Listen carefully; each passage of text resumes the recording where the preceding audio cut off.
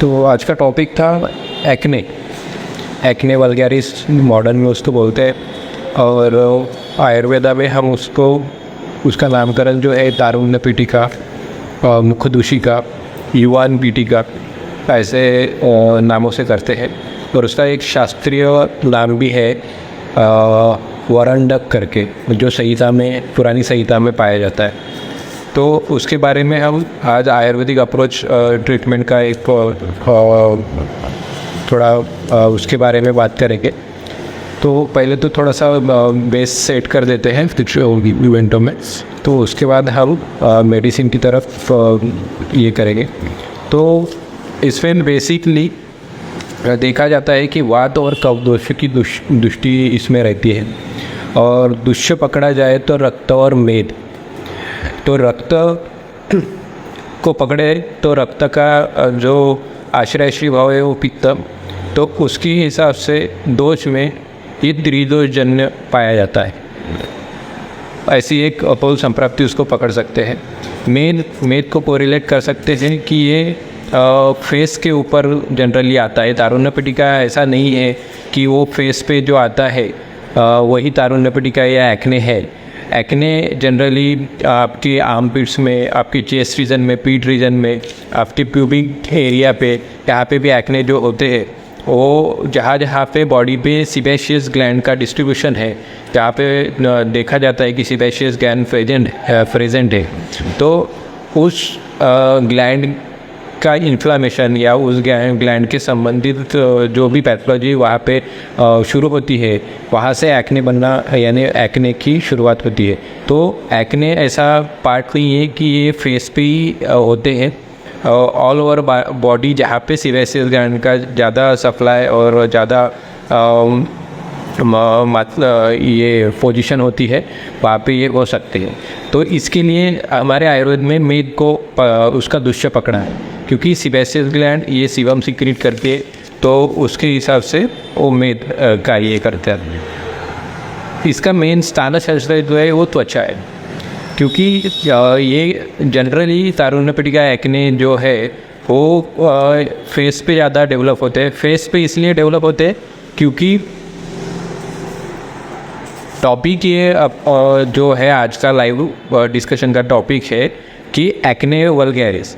Acne vulgaris ये modern का topic है, पर उसको हमारे आयुर्वेदा में कैसे कोरिलेट करना है, उसका ट्रीटमेंट का अप्रोच कैसा रहना चाहिए, तो उसके बारे में हम जनरली यहाँ पे डिस्कस कर रहे हैं। तो आज का टॉपिक है तारुण्य पीठिका या एक्ने, ऐसा पकड़ के चलो। तो हम थे कि इसका स्थान शास्त्र जो है वो त्वचा है। त्वचा is the largest organ of our body. तो जनरली 90% केसेस में ये प्रॉब्लम है फेस का। फेस में इसलिए कि इनका जो इरेप्शंस है और ये फेस, अपना माउथ, ये सब अपना जो स्टमक है या महास्त्रोत बोलते हैं उसको, हम उसका एक रिफ्लेक्शन पॉइंट ऑफ व्यू है। अगर हम कुछ भी खाना खा रहे हैं वो स्पाइसी है, स्निग्ध यानी उष्ण, तीक्ष्ण, विदाई ऐसे गुणधर्म वाला है, उसकी वजह से जो हीट हमारे इंटेस्टाइन में, स्टमक में जो बनने लगती है, तो उसका रिफ्लेक्शन हमें स्टोमेटाइटिस की तरह, मुखपाक, या ये ही एक्ने यानी तारुण्य पीठिका की तरह वो रिफ्लेक्ट होता है अपने फेस पे। तो उसके लिए कैसा है कि ये डीप पैथोलॉजी रहती है। एक्ने का भी इरेक्शन ये डीप तरीके से होता है, स्किन के लेयर टू लेयर वो डीप तरीके से इन्वेस्ड होती है। तो इसमें सबसे मेन उसका उल्लेख जो किया है वो शाल्मली कंटक, ये जो उल्लेख आया है, तो उसको हम समझते हैं कि आपने देखा होगा शाल्मली के कंटक जैसे रहते हैं, उसका जो भी स्ट्रक्चर रहता है उसकी तरह ये रहते हैं। पर वो शाल्मली कंटक जो है वो दोनों तरीके से हम उसको पकड़ सकते हैं। उसका बेस जो है वो फ्लैटेंड बेस रहता है, पर वो स्किन के ऊपर का बेस हो गया। जैसे आइसबर्ग दिखते हैं ये कोई समंदर में, तो वहाँ पे कैसा है कि जितना पोर्शन ऊपर दिखता है उतना पोर्शन नीचे भी रहता है। तो जब भी हम एक्ने को, जो भी इरप्टिव एक्ने है जो जिसमें पस फॉर्म हो जाता है, उनको जब हम प्रिक करते हैं, उसमें जो सीबम है वो जब उसमें से पस फॉर्म होता है उसका और वो निकलता है, तो उसके बाद में वहाँ पे डीप खड्डा पड़ जाता है और वो फिर भर जाता है और स्कारिंग शुरू हो जाती है, केराटिन की लेयर बन जाती है, हाइपर पिगमेंटेशन होता है। और वो फिर एक्ने के इसमें कैसा है कि पहले तो एक्ने आए हैं उनको हटाओ, और हटाने के बाद में उसका जो स्कार रह गया है उसको भी हटाओ। ऐसी 2 तरीके की ट्रीटमेंट करनी पड़ती है, तो ये बात वहाँ पे हो जाती है। तो शाल्मली कंटकी इसका जो बेस्ट एग्जाम्पल और कोरिलेशन बहुत अच्छा है, और उसका ही यूज़ करके हम उस पर मेडिसिन की तरह ही भी यूज कर सकते हैं। तो जो भी हमारे स्किन का बेस एरिया है वहाँ से जो भी एलिवेशन रहता है उसको हम कोमेडोज करके बोल सकते हैं, वह आगे मैं एक्सप्लेन करूँगा। तो यहाँ पे जैसे आयुर्वेद के हिसाब से स्थान संशय हो गया त्वचा, और ये बाह्य मार्ग का डिसीज़ है, ये संदर्भजन्य और थोड़ा सा कष्टसाध्य ऐसे इसमें जाता है। अगर आपने बराबर पैथोलॉजी हेतु ये अगर ये नहीं किए, डिटेक्ट नहीं किए और मेडिसिन का चॉइस बराबर नहीं किया है आपने, तो ये थोड़ा सा ट्रीट होने को टाइम लगता है। हेतु है रक्त व दृष्टि के हेतु है, जो भी है रक्त व दृष्टि के विदाई, उष्ण तीक्ष्ण, अन्नपान, मेदो व स्रोत दृष्टि के उससे ज़्यादातर जंक फूड, यहाँ पे जो है दिवा स्वाप, सुबह लेट उठना, ये भी एक दिवा स्वाप के ही प्रकार में आता है। और रात्रि जागरण करना, रात्रि जागरण से वात प्रकोप होता है, दिवा स्वाप से कफ और पित्त की दृष्टि होती है, तो ये आपको हो गए थे। विरोधी अन्नपान वो बहुत बढ़ गया है, तो इसकी वजह से ये सब कहाँ हो रहा है, ये फेस पे नहीं लगा रहे हम, ये सब चीज़ें ये सब हमारे गट में जा रहा है, हमारे पेट में जा रहा है, वहाँ से जो संप्राप्ति बन रही है, तो ये तो रिफ्लेक्शन है, तो यहाँ पे दिखेंगे, तो ये होता है। और कुछ कुष्ठ के हेतु है, जो भी गट एंड एक्ने है, तो ऐसे केसेस में कुष्ठ की जो भी कुछ हेतु है वो भी यहाँ पे काम करते हैं उसकी तरफ। अभी इसकी संप्राप्ति अगर देखी जाए तो वात और कफ दृष्टि के हेतु वो फिर आगे बढ़ते हैं, प्रकोप होता है उनका, हेतु सेवन से प्रकोप होके वो आगे बढ़ के फिर रक्त और मेद को दूषित करते हैं। रक्त दृष्टि होती है, उसके साथ में मेद, एक संप्राप्ति रक्त की तरफ जाती है अगर पित्त के प्रकोप का आहार विहार है, दूसरी संप्राप्ति मेद की तरफ जाती है अगर मेद दृष्टिकर हेतु वहाँ पे दिखते हैं तो। और उसके बाद में शाल्मली कंटककार पीढ़ी का उत्पत्ति, ये जनरली आयुर्वेद की तरफ से संप्राप्ति है।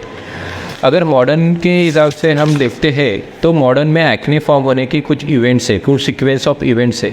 उसमें कैसा है कि उसमें मेन रोल है कि हमारे हार्मोन्स, जो मेल हार्मोन्स है, फीमेल हार्मोन्स है, और एनवायरमेंटल फैक्टर और कुछ जेनेटिकल ससेप्टिबिलिटी, इसके वजह से वो मिलके एक्ने फॉर्मेशन की तरफ बढ़ते हैं। सिबेसियस ग्लैंड पे ये उसके बाद में एक्ट करते हैं। उसके बाद में जो भी सिबेसियस ग्लैंड जो है उसकी डक्ट्स है उनको ब्लॉकिंग करने का काम ये हार्मोन की वजह से, और जो भी पैथोलॉजी आगे बढ़ती है उसकी वजह से ये डक ब्लॉक करने का काम हो जाता है। और उसके बाद कोमेडोज फॉर्म होते हैं। कोमेडोज यानी मैंने बताया है कि जो स्किन की लेयर है वहाँ पे से जो एक्ने का इरप्शन हो जाता है उनको हम कोमेडोज बोलते हैं। कोमेडोज में भी ओपन कोमेडोज, क्लोज कोमेडोज, और तो उसमें ओपन और क्लोज ये टाइप हो गया, ब्लैक वाइट ऐसे भी है। तो ब्लैक कोमेडोज आपको पता चलते हैं कि स्किन पे ब्लैकिश एक स्कार फॉर्मेशन हो जाता है, जो सीबम मटेरियल है वो ब्लैक हो जाता है, हम उसको वात से कोरिलेट कर सकते हैं। जो भी वाइट एक्ने हैं जिनको कोमेडोज नहीं रहते, ओपनिंग नहीं रहते, बिल्कुल बारीक बारीक ये रह जाते हैं, उनको हम वहाँ के वैसे एक मैं आपको जब टाइम बताऊंगा आप लिख लीजिए, नोट कीजिए, और फिर वो नेट पे आप सर्च कर सकते हैं वो एक्ने के टाइप्स, तो आप मैं जो भी बता रहा हूँ वो अच्छे से आपको रिलेट कर पाऊँगी। उसके बाद में वहाँ पे कोमेडोज बन जाते हैं। कभी कभी उसके बाद की इवेंट क्या आता है कि मैकुला और पैपुल्स भी डेवलप हो जाते हैं। उसके बाद में नोडल्स, कुछ इसमें नोडल्स, कुछ इसमें सिस्ट ऐसे। और बाद में तो जब भी हम ट्रीटमेंट करते हैं उसके बाद में हीलिंग जब होती है वहाँ पे स्कार फॉर्मेशन, ये सब इवेंट्स है, ये सब इवेंट्स एक्ने में चलते हैं। तो इनमें अगर ट्रीटमेंट पॉइंट ऑफ व्यू हम जो भी देखते हैं तो मेन एम जो है वो इम्प्रूव कॉस्मेटिक अपीयर्स, यही मेन एम रहता है। और प्रिवेंट लॉन्ग टर्म स्कैरिसिटी, जो भी ब्लैकिश स्कार गिर जाता है वो हटाने की ट्रीटमेंट जो है अब करते हैं इसमें। तो ये सब बातें हैं। ये जो एक्ने का जो टॉपिक है ये पिक्चराइज इसमें बहुत अच्छे से समझता है। हमने इसको पिक्चराइज वे से डेवलप किया है आगे। तो जब हमारी आयुर्वेदिक क्लिनिकल अप्रोच की सीरीज़ शुरू हो गई, वहाँ पे step by step her type का एक्ने, उसका प्रेजेंटेशन, उसके केसेस, कौन क्या किस पेशेंट को हमने कैसे ट्रीट किया है, उसके पूरा डिटेल एनालिसिस वो वहाँ पे हम सीरीज़ में देने वाले हैं। तो जल्दी हमारी वो सीरीज़ भी स्टार्ट हो सकती है और तो उस पर काम शुरू है। तो ये सब बातें मैं थॉरोली यहाँ पे डिस्कस नहीं कर सक रहा हूँ, पर आप अगर नोट्स निकालते हो इसके और रखते हो और नहीं समझा तो हमें कमेंट्स करके कांटेक्ट भी कर सकते हैं, हम उसकी अवस्था भी समझा देंगे आपको। तो ये जो है मेन ट्रीटमेंट का डायरेक्शन, तो उसमें क्या है कि सीबेसियस ग्लैंड की जो एक्टिविटी, हाइपर एक्टिविटी हो जाती है, उसको डिक्रीज़ करना, ये एक फैक्टर है ट्रीटमेंट का। उसके बाद में रिमूव ऑफ फॉलिकुलर ऑब्स्ट्रक्शन, जो भी फॉलिकल से एक्ने के जो इंजरी होती है, जो ये होती है, वहाँ पे फॉलिकल्स जो रहते हैं वहाँ पे पस फॉलिकल्स, पस पॉकेट ये डेवलप हो जाते हैं, तो उनको रिमूव करना वो एक वहाँ पे ट्रीटमेंट का डायरेक्शन है।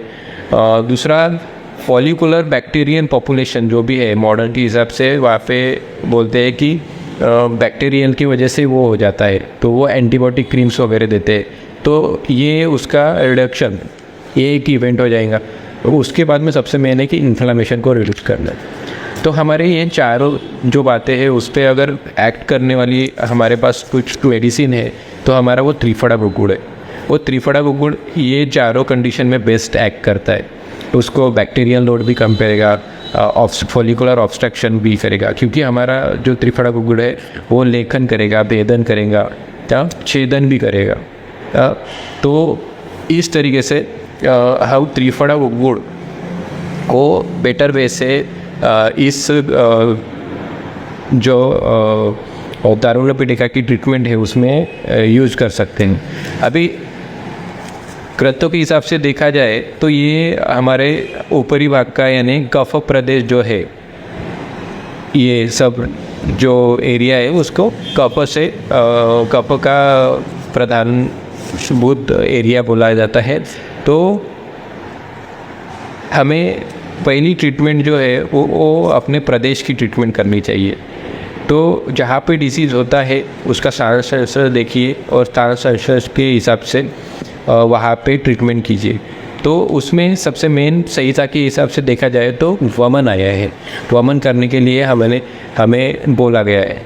तो वमन ये मेजर कर्म है, आपका पेशेंट कैसे आया है, कैसे हेतु है, कितने दिनों के है, कितने लॉन्ग टाइम से वो इस कंडीशन से सफ़र कर रहा है, उसके हिसाब से हमें हेतु का जो भी दायरा है वो अपने ध्यान में लेना चाहिए कि इसका हेतु स्ट्रॉन्ग है तो इसको स्ट्रॉन्ग ट्रीटमेंट ही लगेंगी। तो इसको हम शुरू कर सकते हैं पंचकर्म के साथ। अगर ये 2-3 महीने में अगर शुरू हुआ है तो हम शमन औषधि से भी उसको ट्रीट कर सकेंगे। तो ये है स्किन का डिसीज़। स्किन के डिसीज़ में लोकल एप्लीकेशन बहुत मेन रोल करता है। तो मैं कुछ 7 से 8 लोकल एप्लीकेशन जो मैं मेरे प्रैक्टिस में हर एक कंडीशन के हिसाब से देता हूँ वो मैं आपको बताता हूँ, आप लिख लीजिए। उसमें सबसे पहला है कि जायफल, लाल रक्तचंदन और काढ़े मिरे, इसकी पूड करना है, उसका लोकल एप्लीकेशन देना है। जायफल ये उष्णवीर्य का द्रव्य है और वो स्किन टोन को बढ़ाता है। स्कैरिंग होंगी तो उसको छेदन करने का काम करता है। और वर्णलेप, वर्णगन का भी द्रव्य है। रक्तचंदन है वो खुद उसकी क्वालिटी में भी है कि रक्त शुद्ध करना और वर्णन का। काले मिरे इसलिए दे रहे हैं कि वहाँ पे हमें धातु की तरफ पेनिट्रेशन की ज़रूरत है। तो काले मिरों की जो भी तीक्ष्णता है धातु के अंदर जाने की, और उष्णवीर्य जो भी कुछ वो इसमें एक्ने की इसमें आमावस्था और निरामावस्था, ऐसी 2 कंडीशन आ जाती है। तो आमावस्था को भेद करने के लिए काढ़े में, तो ऐसा ये कॉम्बिनेशन करके ये लेप भी अच्छे से यूज हो सकते। दूसरा लोद्र धनेवच, ये है, और उसमें मिरे भी आप ऐड कर सकते हैं, ये एक लेप हो गया। दूसरा है श्वेत सर्षप वचा और लोद्र, और उसमें सैंधव समभाग जो है वो मिक्स करना है। उसमें उसके ऑप्शन में आप उसमें ऐड कर सकते हैं कुछ, तो अर्जुन त्वक साल चूर्ण, तो ये आपको गाय के दूध में मिक्स करके उसका लेप एप्लीकेशन करना है, ये कर सकते हैं। अगर इरप्शन ज़्यादा है और रेडनेस ज़्यादा है, उसके साथ आप मंजिष्ठा ये भी कर सकते हैं। अगर गटेट और बड़े साइज़ के और जो पकने को बहुत टाइम लेते हैं एक्ने, उनमें आप दुग्ध के साथ देते हुए मधु के साथ आप वहाँ पे यूज़ करना चाहिए वो लेप। और दूसरा है कि शाल्मली कंटक को आप उगाड़ कर दे सकते हैं, जैसे चंदन उगाड़ते हैं उस तरह, या फिर उसका चूर्ण को फाइन कापड़ छान चूर्ण ऐसा करके आप उसको लगाने के लिए दे सकते हैं। दूसरा है कि जो भी हम अभी फेस वॉश यूज़ कर रहे हैं, तो फेस वॉश की जगह हम अगर कर सकते हैं तो त्रिफला क्वाथ से फेस को धोना। तो जो भी सीबेशियस गैंग की एक्टिविटी है, वहाँ से जो सीबम ज़्यादा सिक्रीशन हो रहा है, तो वो ऑयली इसको वो अच्छे से क्लीन करने की काम करेगा। वरुण क्वाथ उसमें आप यूज कर सकते हैं, या पंचवल्कल क्वाथ भी आप अच्छे से यूज कर सकते हैं। उसमें रोज़ गुलाब जल ऐसे चीज़ें ऐड करके उसको आप यूज़ कर सकते हैं।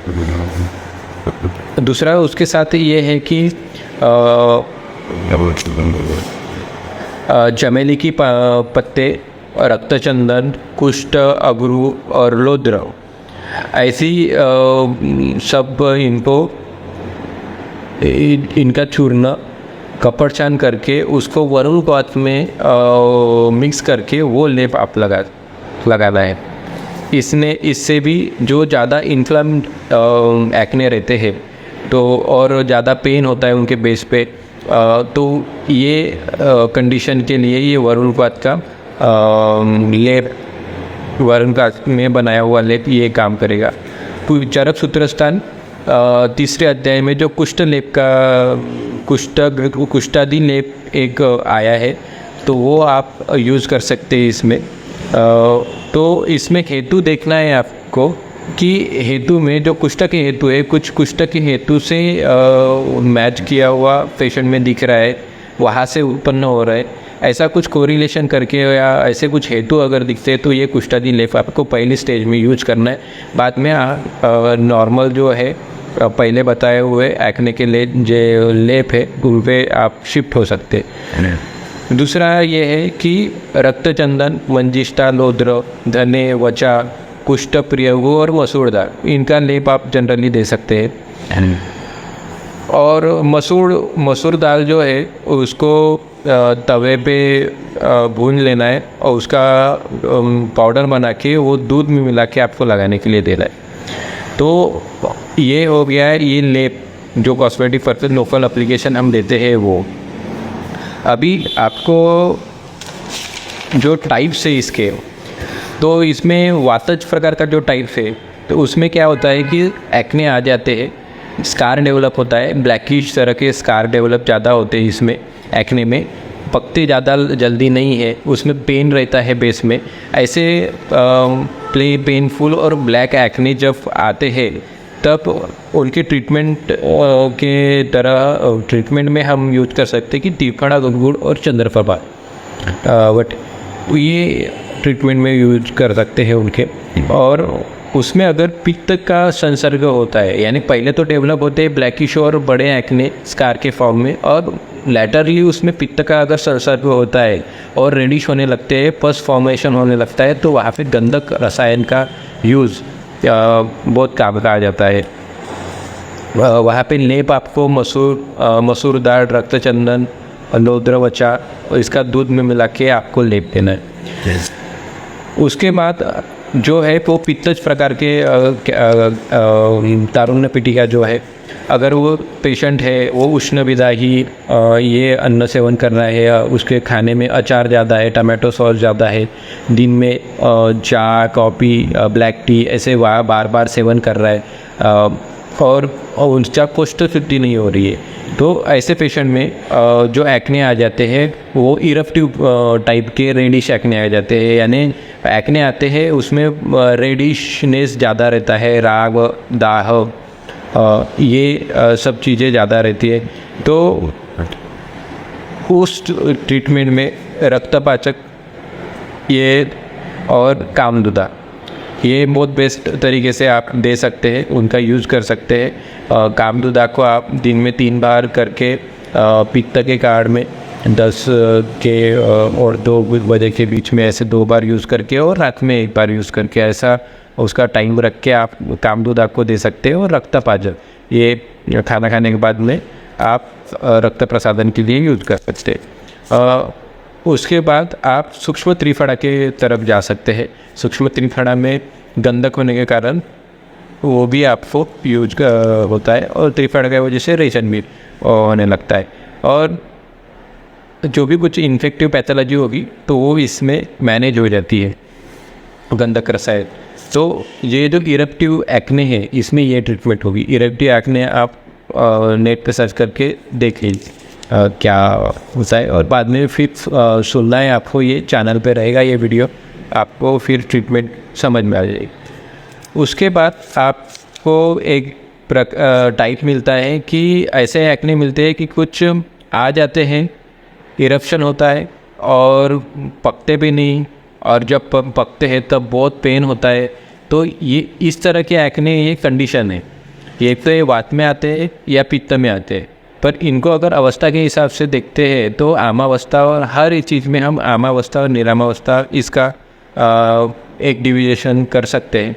तो आमावस्था में है तो वो न्यू स्मॉल पेनफुल एक्ने और हाथ लगाने पर वो हार्ड लगते हैं हमें, और पुष्युल प्रेजेंट रहते हैं वहाँ पे, यानी एक बड़ा सा इरप्शन वहाँ पे प्रेजेंट रहता है, और रिसेंटली आए रहते, 3 दिन 4 दिन में ये आए हुए रहते हैं। तो जनरली ये कंडीशन में, और ऑयली सर पे ज़्यादा रहता है, तो ये कंडीशन में वमन जो बताया है हमारे सूत्र में, चिकित्सा सूत्र में, ये कॉन्ट्राइंडिकेटेड रहता है। तो इसमें आपको 15 दिन तक पाचन ही देना है उनको। भूनिम्बादि काढ़ा से पाचन दे सकते, परिपाटादि काढ़ा से पाचन दे सकते, लघु महावंशिष्टादि काढ़ा से आप पाचन देना है उनको। पर आपको वहाँ पे पंचकर्म का एप्लीकेशन नहीं करना है, ना जलों का उच्चारण करना है। आपको पहले पाचन करना है, आमावस्था को निकलने देना है, और उसके बाद में आप जलों का उच्चारण नहीं कर सकते। इसके बीच आपको लेप से भी उसका पाचन कर सकते हैं लोकली। तो उसमें लोद्र धने वचा का लेप या जातिफल से का जो भी पेस्ट है, जायफल चूर्ण का इसका, तो वो भी आप लगा के वो एक ये कर सकते हैं।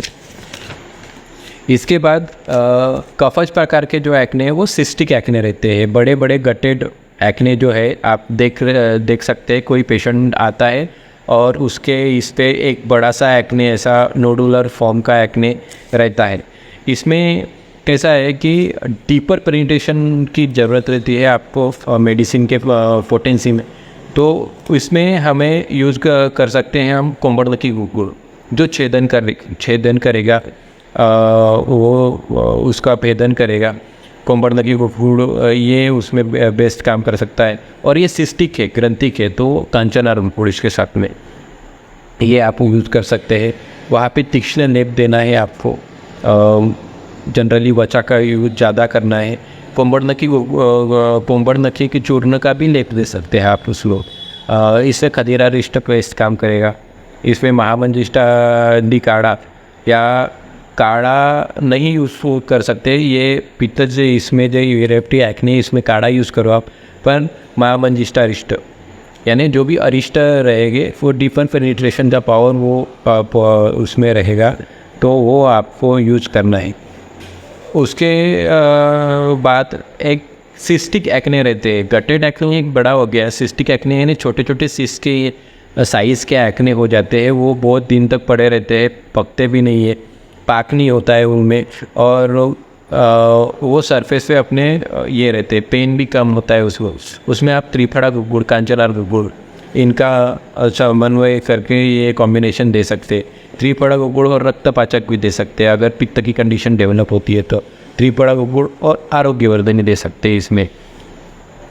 और साथ में आपको महामंजिष्ठादि काढ़ा ये भी देना है।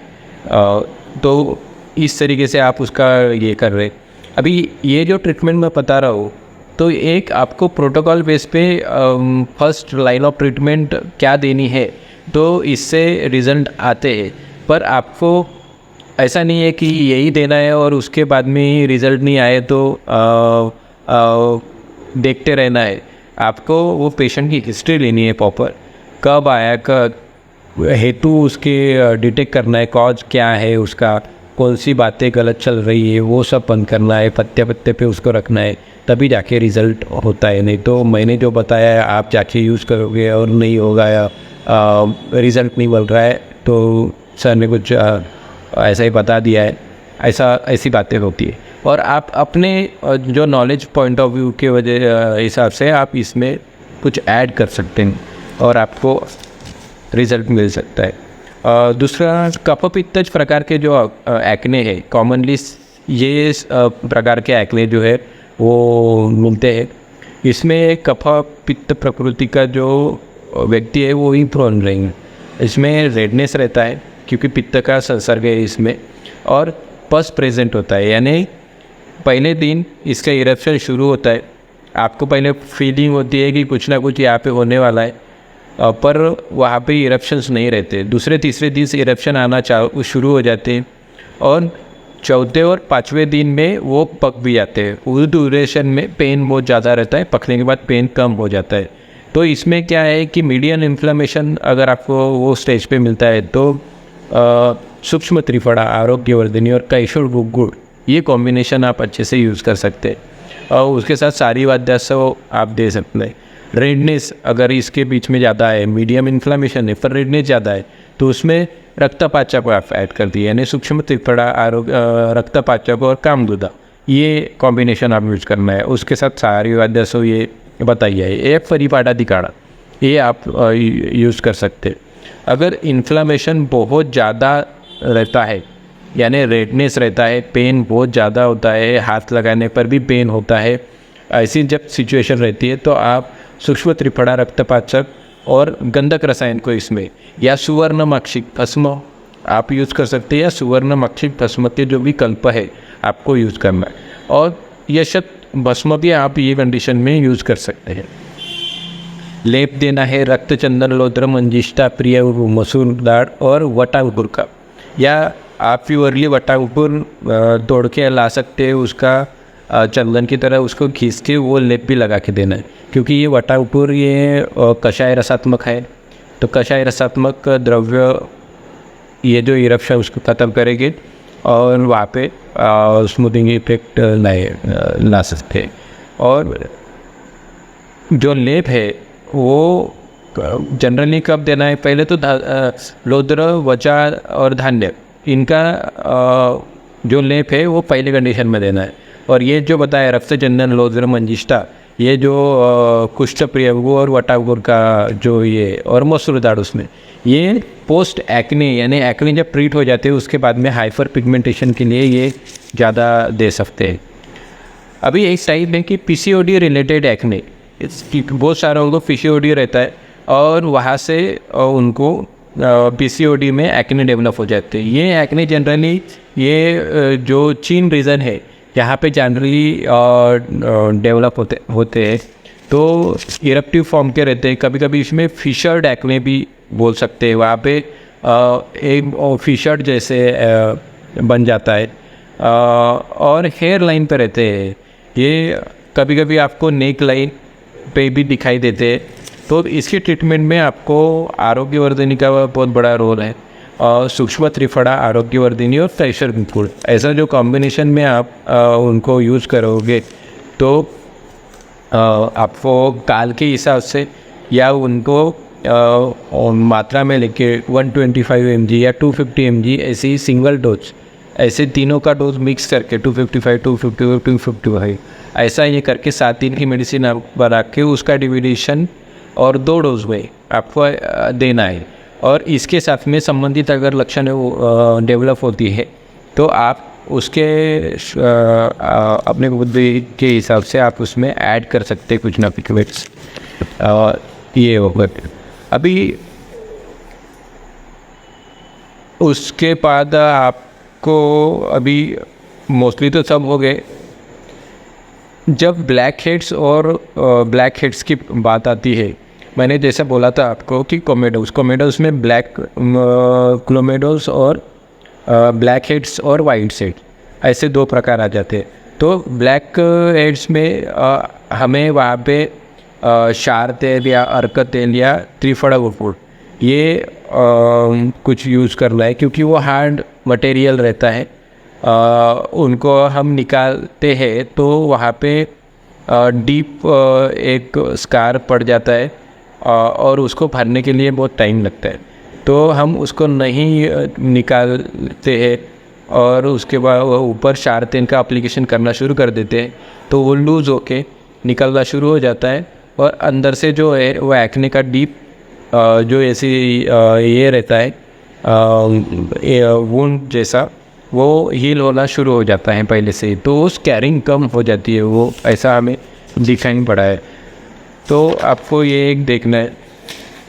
और सबसे मेन बात अभी ये है कि पथ्यों पे ध्यान देना है। आज की जो भी लाइफस्टाइल है उसमें लेट नाइट, ज़्यादा चाह, कॉफ़ी, ग्रीन टी इसका सेवन और जंक फूड बहुत ज़्यादा यूज़ हो रहा है उसकी, और जो भी एरिएटेड ड्रिंक्स है, कार्बोनेटेड ड्रिंक्स है, उसकी वजह से स्प्राइट पिया जा रहा है अभी ज़्यादा। तो इसमें CO2 की मात्रा ज़्यादा है। तो ये CO2 क्या करता है, हमारे पेट में जाके एसिडिक हो जाता है। pH उसका कम है तो मोर एसिडिक होता है, तो हमारा स्टमक का एटमॉस्फेयर भी बहुत एसिडिक बन जाता है। तो एसिडिक बन जाते हैं कि हिसाब से हमें उसको न्यूट्रलाइज करना ज़रूरी है। उसके लिए सात्विक आहार, ग्रीन वेजिटेबल्स और जंक फूड, जो भी उष्ण विदाई तीक्ष्ण ये अन्न है, हमें कम करना है। ज़्यादा से ज़्यादा हमें प्राणायाम की आदत लगाना है, इसमें अनुसरण करना है। इसमें क्या होगा कि CO2 हम मोर ऑक्सीजन अंदर लेके CO2 बाहर छोड़ेंगे, तो जो बॉडी है वो न्यूट्रलाइज हो जाती है। pH उसका अल्कलिनिटी की तरफ बढ़ता है, और बॉडी न्यूट्रलाइज होने की वजह से ये जो रक्त की, पित्त की, ये सब बीमारियां हैं वो 30% कम होने लगती है। बाकी आपकी डॉक्टर्स की मेडिसिन्स और उसकी ट्रीटमेंट, उसमें बहुत जल्दी रिज़ल्ट आता है। विद इन 7 days या 14 to 21 days, 3 हफ्तों में आप कोई भी ऐसी जो बीमारी रहती है उसका रिज़ल्ट दे सकते हैं। तो इस तरीके से हमने बहुत शॉर्टली ये टॉपिक थोड़ा सा रिवाइज़ किया है लाइव लेक्चर में। ऐसे ही सब जो टॉपिक है जो आपको जनरल प्रैक्टिस में काम आने वाले हैं, वो अभी इमर्जिंग इशू है कि आयुर्वेदिक प्रैक्टिस में बहुत से पेशेंट यहाँ पे आ रहे हैं कि होम्योपैथी ले रहे हैं, मॉडर्न ले रहे हैं, वहाँ से ठीक नहीं हुआ तो हमारे पास आ रहे हैं। या आप इंटीग्रेटेड पे प्रैक्टिस करते हो तो इंटीग्रेटेड प्रैक्टिस के साथ में आयुर्वेदिक अप्रोच कैसे देना है और जो बहुत ही कम टाइम में रिज़ल्ट कैसे डेवलप करना है इंटीग्रेशन करके। तो ये आप ये सीरीज़ से, हमारी जो आयुर्वेदिक सीरीज शुरू होने वाली है, ये सीरीज़ से आप वहाँ की बातें अप्लाई कर सकते हैं आप मॉडर्न मेडिसिन के साथ भी।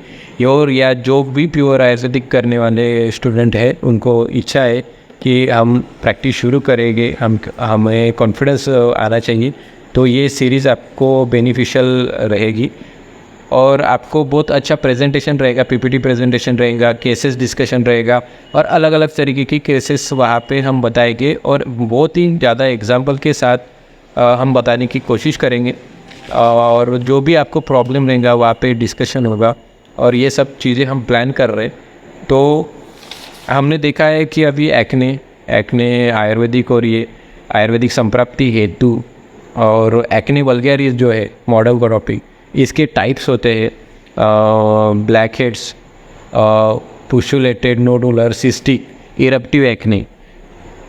ये टाइप के हिसाब से उसका ट्रीटमेंट मोडालिटी कैसी चेंज होती है ये देखते हैं और स्किन का डिसीज़ है इसीलिए लोकल एप्लीकेशन बहुत ज़्यादा ज़रूरी है। तो